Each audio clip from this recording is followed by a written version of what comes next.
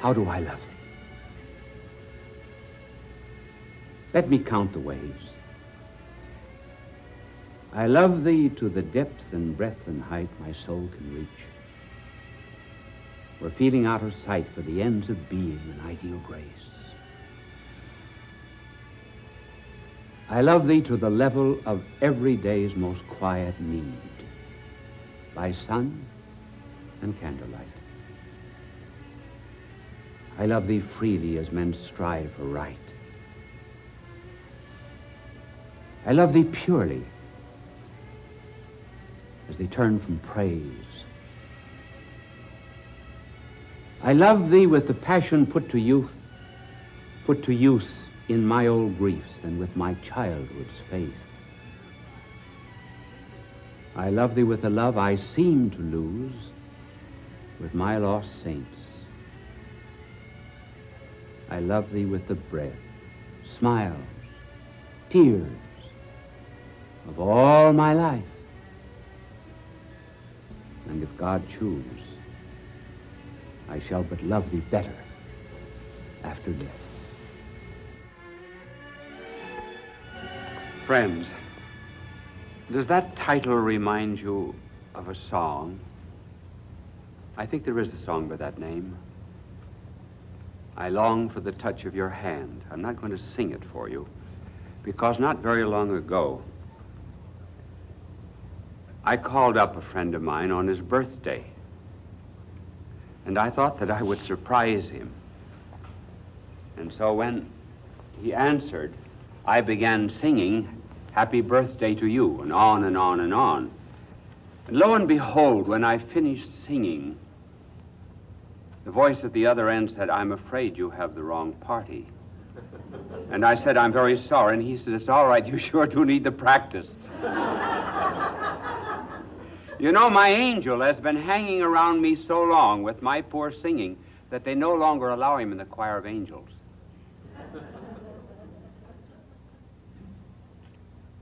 We've chosen this particular title because it is one of 3 degrees of communication. When do we begin to enter in communication with anyone? There are 3 ways. First of all, we would never know that anyone loved us unless he told us so. Speech is the first communication of love. As soon as we hear a person speak, we know something about him. Speech is the summation of a soul, all that it has been, all that it is, and all that it will ever be. Just turn over the pages of some great writer of the ancient past, Plato, for example. You know something about him just by listening to his words. We hear someone speak and we say, "Oh, he's a kind man. He's a cruel man. Or he's selfish." That's the first degree of intimacy. Now there's a second. It is vision. We not only want to hear words of love, we want to see them born on human lips. We want to see the flash of an eye, and the earnestness of a visage. And so love, therefore, must not only be heard, but it must be seen. It was therefore natural to have a development in this industry from radio to television. Radio is the Old Testament. We hear about love. Television is the New Testament. We hear it and we see it. But is that all that love can do? There is still one other degree of communication, and that is touch. The ancients believed that there were certain nerves, for example, that ran from the finger of the hand up to the heart. That's why rings are worn on certain fingers, according to their judgment. But a touch puts us in immediate contact with another. And this is the last and complete communication of all love. Now that's why in theology, I'm not going to develop the theology of it, but just to recall it. If divine love were ever to reveal himself completely, he had to go through these three stages. We would never know anything about, for example, the love of God unless he told us so. And the Old Testament is the speech of God, where we hear such words as, if your sins are as scarlet, they shall be made white as snow.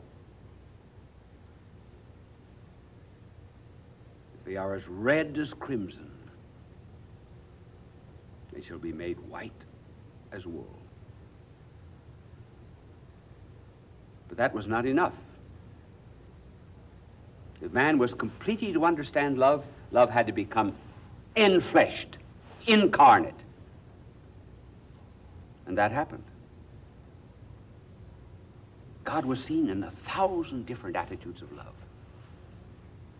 We're embarrassed to pick out which best revealed that love visible. He that seeth me seeth the Father. But the depths would not be sounded unless there was touch. So he put his arms around children. And Thomas put finger into hand. And hand into side. To be healed of his doubt. So there was nothing more that love could do. Spoke, was seen, and was touched. Now, out of these intimacies, we're going to choose one. And for what purpose? For a purpose you would not generally suspect from the title. We hear a great deal today about civil rights, social justice, conflict of races and classes and peoples. And we try to meet all of these conflicts with abstractions. That's not enough. By the touch of your hand, we are pleading for a new kind of contact. You have to have the right contacts in the world. And the only way to solve all of these problems of the conflict of races and classes is by the sense of touch. The touch of your hand. Now let us see what touch does in relationship to this problem. In relationship to conflicts, touch changes the anonymous into the personal.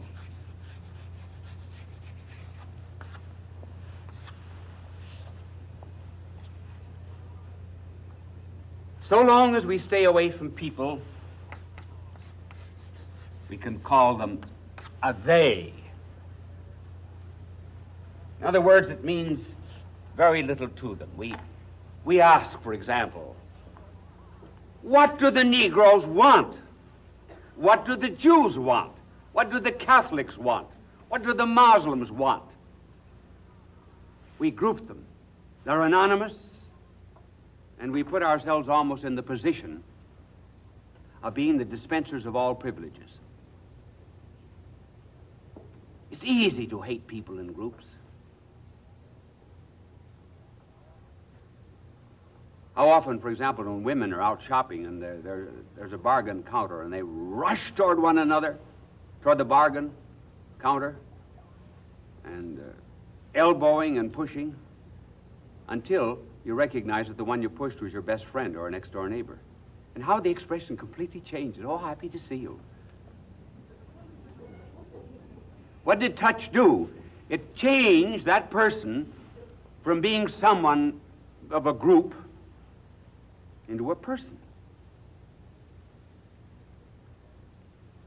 Take, for example, automobile driving. Just as soon as a person gets enclosed in 1.5 tons of steel, he changes his personality. And so we grunt and growl and scream and howl at anyone who cuts us off, because they're impersonal. I heard of a man and woman who were riding in a car one day, and the husband was driving, and another car cut him off. And he said to his wife, "Wouldn't you know, a woman driver." When they got up to the stoplight, she said to him, "That wasn't a woman, that was a man driving." He said, "I know, but I bet his mother taught him." So, thanks, Angel. So, when you consider any class or race as a totality, it's easy to hate them. But once you begin to touch them, then they become very, very different. I believe that there are certain classes of people, diseases rather, diseased people that you can love only just by touching them. That is one of the reasons why, if this problem of the conflict of races is to be solved, those who are presently talking about them as they must go down to them, move among them, touch the children, buy them candy, go into their homes, share a little blessing with them. We move into the inner city. Why is it that in one country of the world there has been a race of untouchables? Why untouchable? Why couldn't you touch certain people? Because if you ever touch them, you get to love them.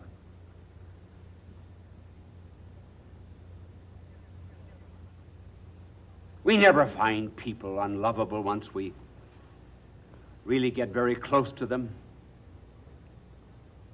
And so this is the first remedy for our class hatred. The sense of touch,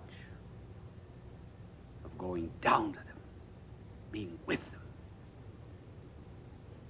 rubbing shoulders with them. And the second thing that touch does,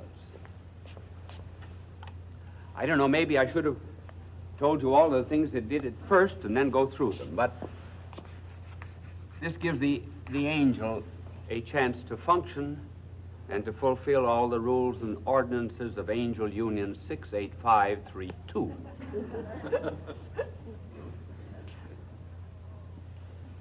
Touch also serves this purpose. The purpose of infection. But the infection of what? The infection of goodness.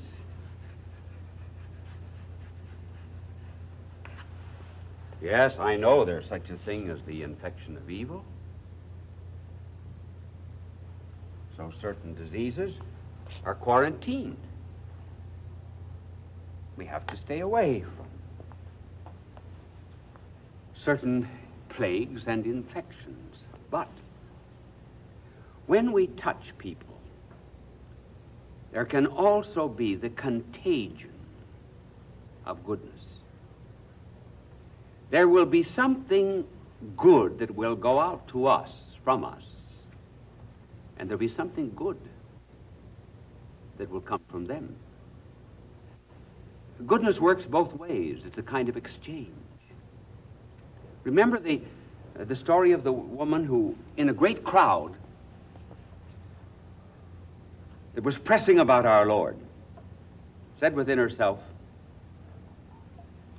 "If I but touch the hem of his garment, I shall be healed." Just touch the hem. Touch. It was hope, like a sick patient has when the doctor enters the room. And what did he say? He turned around and said to the woman, I felt a power go out from me. Goodness, healing, pass from himself into others. As we then move in the inner city, among the poor, and go down to them, we infect them with love. In this beautiful communication of kindliness. The poor always have their hands out like that, open. And those who have another kind of goodness have their hands like this, the giving. And they meet. And one hand, as it were, infects another. Babies generally have their hands closed, little fists. They come into a world ready for possession. But when they die, their hands are open. I don't know whether it's true or not, but I've heard it said. Just ask anyone to stretch out his hand, and you can tell something of his character. No, I don't know whether this is true or not, but at any rate, I must tell you that I got started. They say that if a man reaches out his hand, and he holds it like that, fingers closed together, and there's no cup in his hand, or not much of a cup to hold anything. He's tight. He's avaricious. I don't know, try it sometime. Want to send me a dime for the poor of the world? How did you put out your hand? That way or this way? But there is the healing will come from love. Now let me try to illustrate this in another way, negatively. And I think we'll call it, I'm going to write it on the board so you will know it. We're going to call it lack love. Just one word. What happens when there's lack love? No touch of any kind. No radiation of goodness. No infection of mercy. Well, let us apply it to children. Some years ago, there was a study made of 10 orphan asylums in the United States. 10. Only one child out of all that were in the 10 institutions that was brought in under the age of 1 survived to the age of 2. Only 1 out of 10 orphan asylums. Why? There was no touch of the hand. There was no loving. It is said that a mother has to pick up her child many times a day. Maybe that's one of the reasons why babies cry. Tradition has it that I did nothing but cry for 2 years, first 2 years of my mortal life.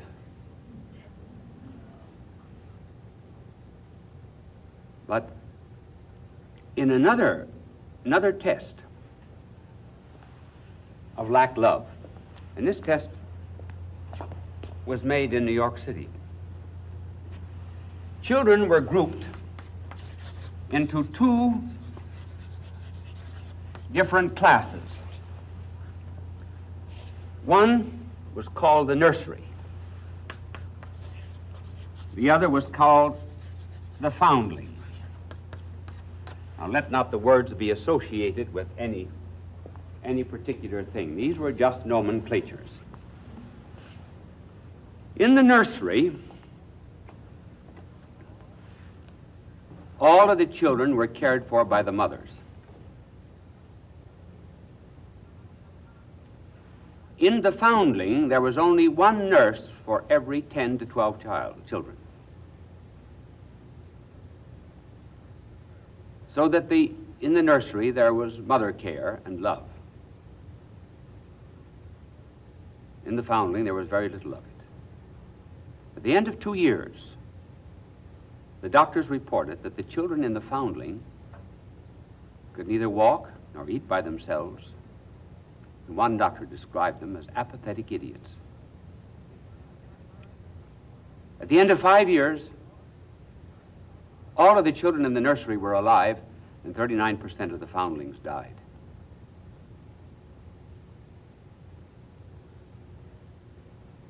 That happens to children. Don't you think it can happen to poor people?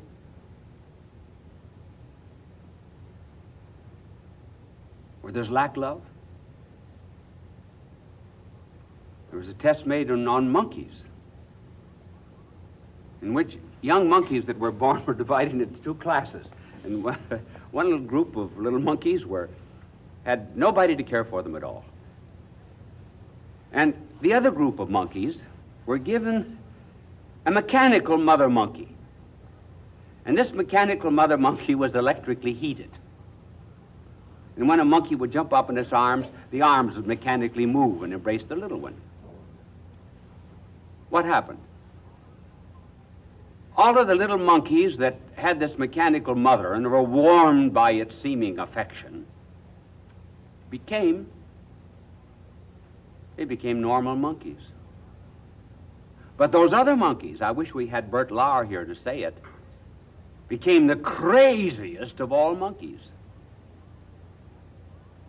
Because they lack love. Why are many young people today aggressive? They're aggressive because they've never received love. A study made of juvenile delinquents in England proved that the delinquents that came from divorced parents, or there was no love of father and mother, were guilty of the most serious crimes and also repeated their crimes more than the others. So the touch of the hand, then, brings us not only in communion with those that are in need of love, but it also infects them with our goodness and our kindness and our mercy. And I have 2 minutes and 11 seconds to go. Now, I had another point to tell you, and I know this is the one now that'll make you curious because I'm not telling it to you. I don't have time. I can't start it. And so the problem is, you see in television, what do you do in 2 hours, in 2 minutes, or 1 minute and 58 seconds? You get very nervous, and you say, oh, what am I going to do at the time? But we'll save the other point for you. I merely want now to suggest to you that the problem of race and class will be solved in part by settling our abstract questions of rights, but it will be settled practically and concretely by love. Who knows a woman's birthday but never her age?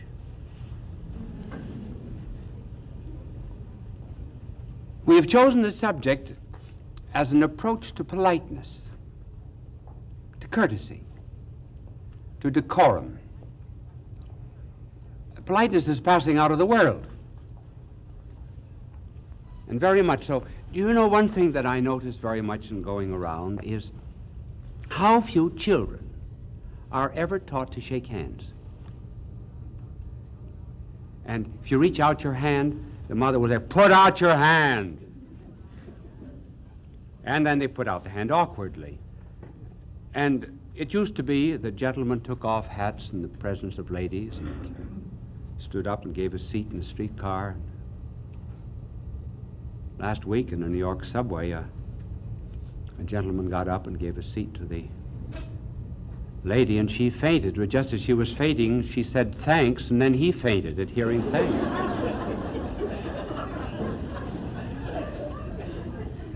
Did you? And then one of consideration for others. I know a young man who took a lady to a dinner club. She excused herself and went to the powder room and was gone indefinitely. He sent her a note through a lady, and the note read, "At least you could have written."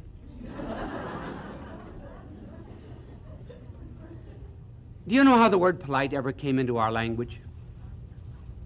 It's derived from the Latin word politus. In the Roman days, goldsmiths and silversmiths would burnish and polish the metals until they all had a sheen on them. And then when Rome fell to the barbarians didn't care whether gold or silver was polished or not. Then with the advent of the Middle Ages and the revival of the arts and the crafts, and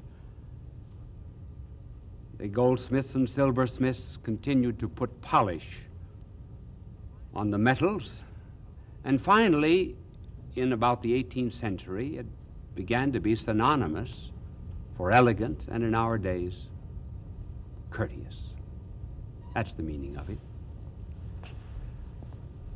But even between husband and wife, it's passing out. I really and truly heard of one husband whose wife said to him, "Would you please get me the paper?" He said, "You get it, it's over there." And I said, "You would have gotten that paper for her when you were first married." He said, "I know. The chase is over. I bagged the game." What do you suppose is the reason for this decline of politeness? Well, I'll give two reasons.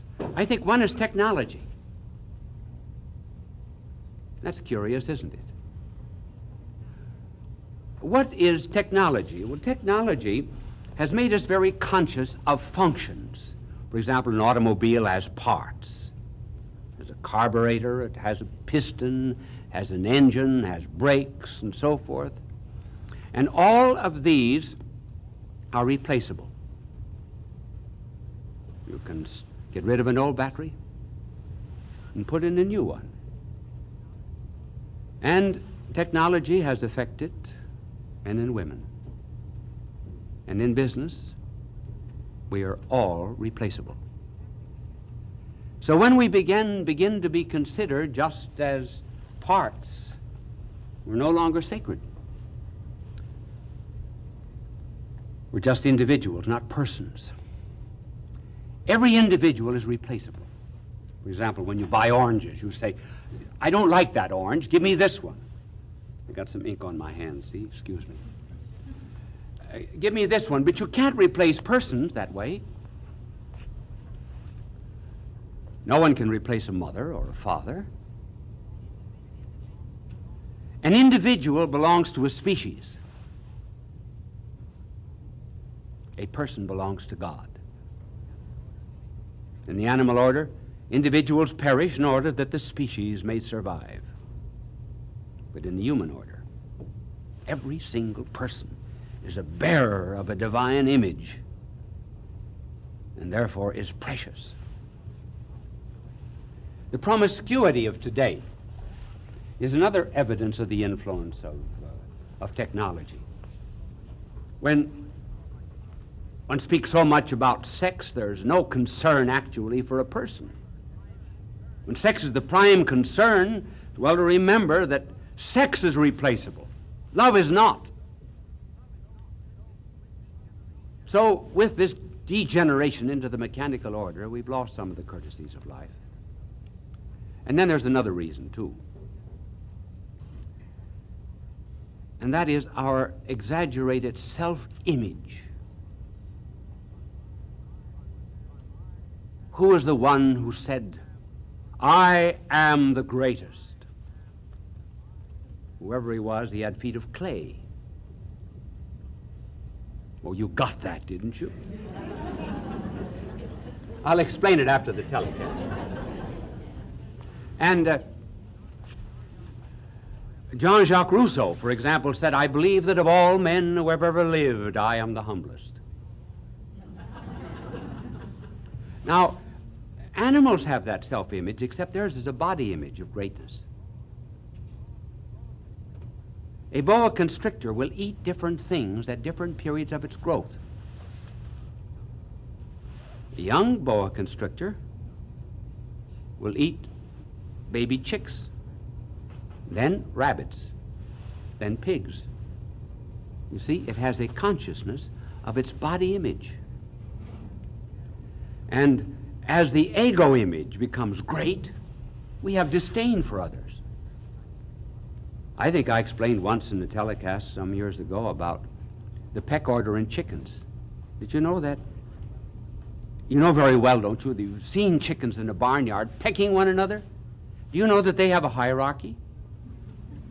They do. For example, if there are 20 chickens in a barnyard, each chicken knows which is 20, which is 19, which is 18, and so forth. Now, chicken 3, for example, will peck 2 and 1 to get ahead. And if he outpecks 2, she outpecks 2, well, the old hen gets up in his place. But this, too, is interesting, that they're always more vicious to the chickens that are beneath them than the ones that are ahead of them. Sometimes the nouveau riche are the hardest on people, on the poor from whom they came. So that while there is today a tendency to disavow all kinds of hierarchy, evidently the peck order would suggest that the reason people are against hierarchy is because they want to be higher in the hierarchy. And so when there is this exaggerated self-image, very obviously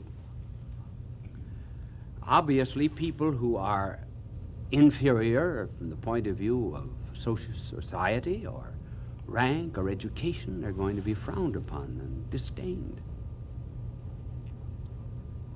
Now let me show you how this politeness works out where there's no longer true love, or where true love declines, namely in marriage. Now there are 3 stages. These are not the 3 stages of a good marriage. These are the 3 stages when politeness declines in marriage. Now the first stage is what is called the halo stage. You should see the halo on my angel. The halo stage is one in which the other person is a god or a goddess. This is the honeymoon. This is the moment when he is absolutely the most perfect man in the world. And she is an angel. She's a goddess. And they talk about all the things they love together. We both love rock and roll. We're both fond of Van Gogh. And on all of the similarities. As a matter of fact, it would almost seem that the will of the other was the supreme guide of the lover. Then about the 5th or 7th year, when love and respect for a person begins to decline, then there comes what might be called the curtain stage. In this stage, they regard one another almost as a window. They're transparent. One reveals the other. Really, both are one. Then a curtain is pulled down. Now the differences begin to come out. Things that they never noticed before when there was an emotional love. And as the differences begin to appear, then you will hear him saying, "She was never that way when I married her." And then as regards him, "I didn't know he had that kind of a nature."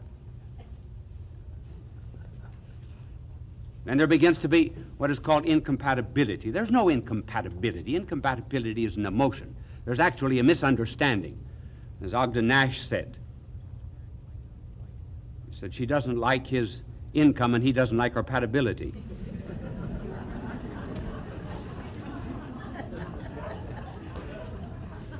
This is the stage when the baby talk, which once was so cute, now begins to be a bore. And one of these women went into a store once, and the clerk said to her, what size collar does your husband wear? She says, about that size. I heard of a young couple that were going to divorce. This is when they always think of it. And she was complaining about how misunderstanding and cruel her husband was. And someone said, well, why don't you go and get a divorce? She says, I'm going to wait until he gets me down to 120.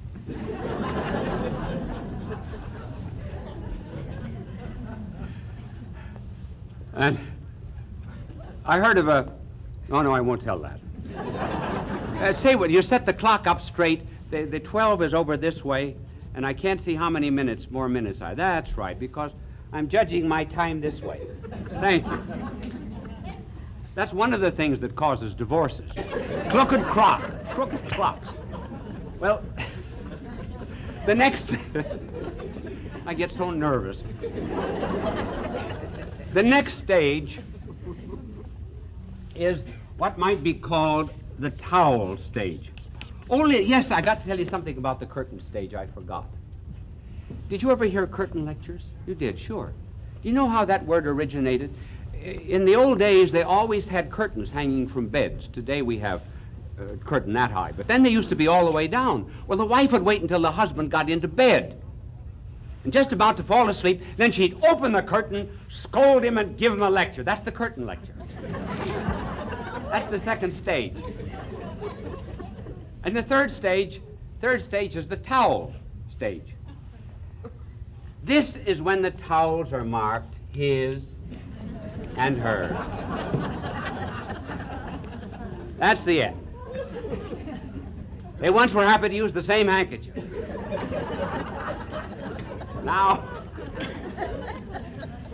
they throw in the towel. He comes home from office and tells something that happened. She's bored. She tells him what happened, and he's bored. I know one wife who at that period brought home for the husband's birthday 2 ties, a green and yellow tie. 2 ties. And she said, you don't like them. He said, I do. And just to prove that I do, I'll put this on. So he put on the green tie. She says, I knew it. You don't like yellow.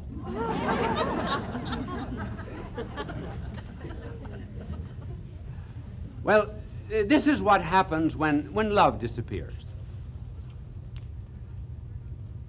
And we're not so much concerned about picking out the degradations, but rather with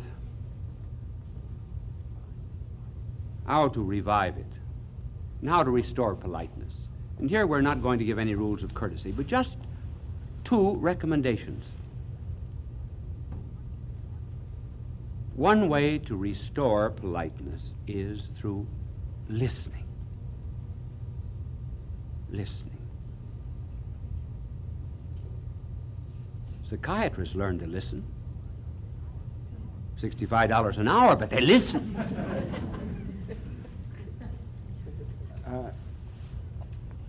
There was a Southern mother who said to her daughter, my dear, I'm going to give you a lesson. If you ever want to win a man, you must make him feel important. And the way to make him feel important is to listen ardently to everything he tells you and then ask a few questions. Bob Hope was once in a New York taxi cab. And the taxi driver said to him, I'm a singer. And Bob said, sing. And so, for a mile or more, the taxi driver went on singing and singing, and it was time for Bob Hope to get out, and he said to the taxi driver, you sing well. He said, you really ought to have an audition. And then, in addition to the fare, he gave a $5 tip. And the taxi driver says, I don't want it. I don't want it. Thanks. You listened. You listened. That was payment. Do you know how Whittaker Chambers began to have his first wild doubts of communism?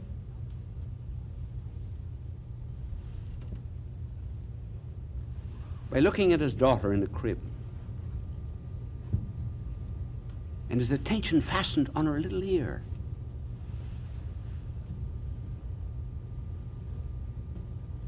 And he said, it's not by chance that that ear is there and that that child hears. He listened to something in nature, which is incidentally what a scientist does. No scientist goes to nature and imposes the laws of nature.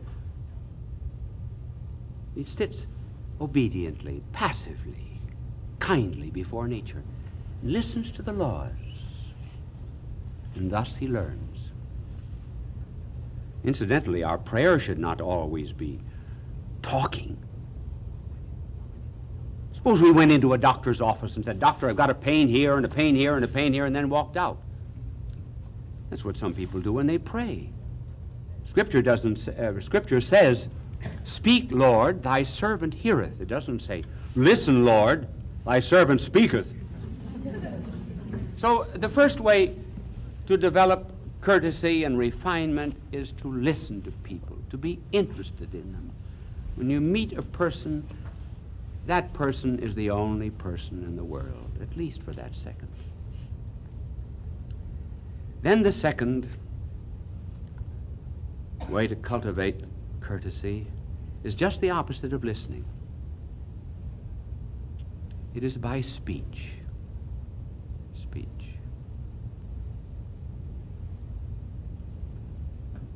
Saying that we love.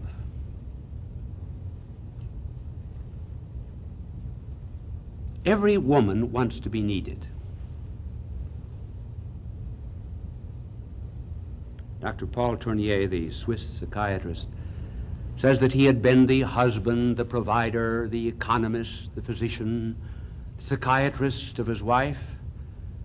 And one night he had need of her counsel for some difficult case he had, and she said, then you do need me, don't you? Then there began to be a dialogue between them. How often a wife will say to your husband, do you love me? And he will respond with a grunt or, you know that I love you. She knows it. Glory be to God, she wants to be told. How seldom we praise people with speech. Thank them for the little things that they do. Love is in constant need of repair. And there are some who just take it for granted. We cannot take it for granted. We have to earn the right every day. All over again. And the hardest thing of all is never to hear a response. The heavens are as brass. No answer ever comes back. To a woman, love is a drama. To a man, it's an intermission.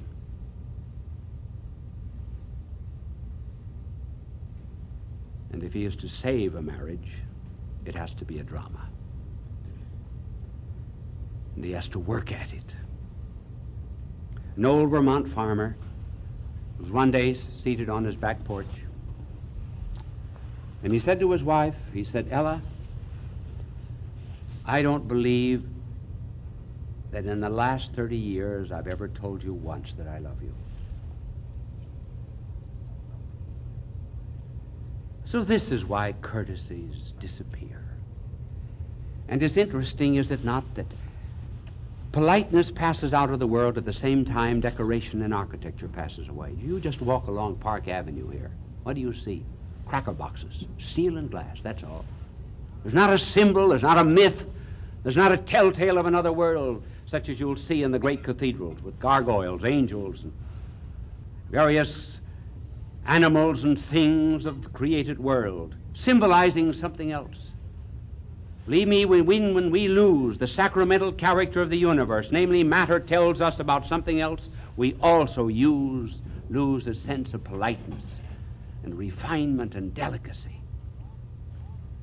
As long as a person bears to us the image and likeness of God, that person is lovable.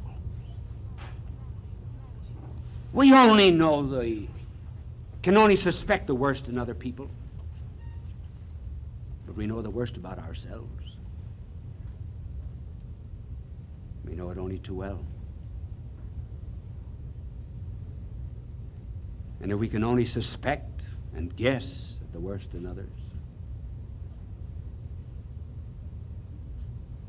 then a certain amount of kindness and deference is required. For all the love that people have anyway is just a fraction. It's a kind of a spark, and it came from a great hearth which burns in the fireplace of heaven. So love does not mean then just to have and to own and to possess, but to be had, to be owned, to be possessed. It's the giving of self for another. That is courtesy. Courtesy is love. Politeness is grace.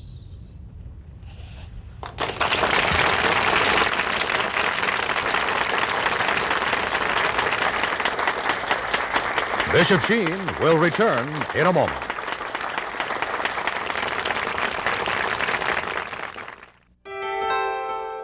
Fulton J. Sheen is indeed a man for all seasons. He walked a paced beat, allowing us to glimpse his nature and ponder its worth and to enjoy its presence.